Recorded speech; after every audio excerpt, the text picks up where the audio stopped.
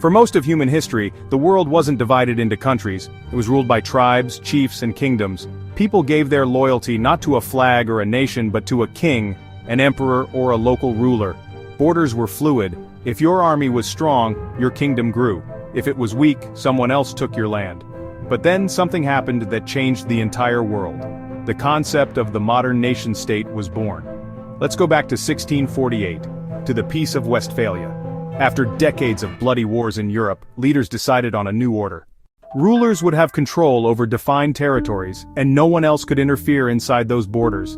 This was revolutionary. It meant the world was no longer just about dynasties and empires, it was about sovereign states.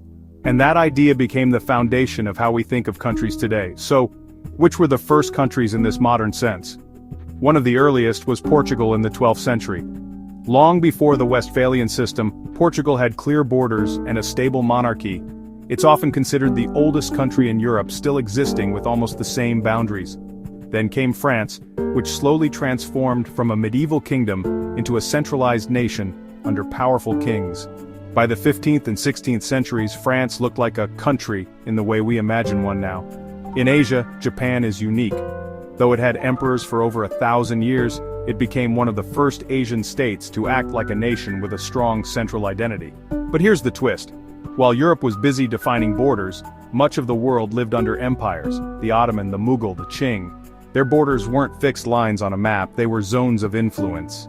The idea of neat borders didn't exist there until later. Now jump to the 18th and 19th centuries. A global explosion of new countries began. The United States declared independence in 1776. Unlike kingdoms, it called itself a nation of the people. This was a radical shift. The power wasn't in the hands of a king, but in the hands of citizens. And this inspired revolutions across Latin America, leading to countries like Argentina, Mexico, and Brazil.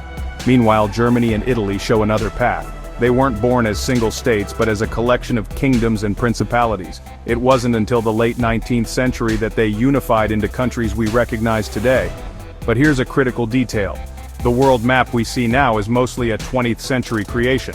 Why? Because of decolonization. After World War II, European empires collapsed, and dozens of new countries emerged in Asia and Africa.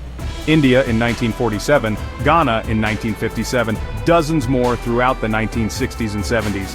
For the first time, people in those regions could call themselves citizens of independent nations, not colonies.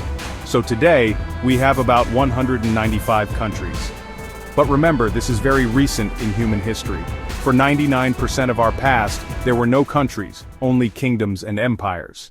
To put it simply, Portugal was one of the first modern countries with stable borders. The Peace of Westphalia gave us the idea of sovereignty.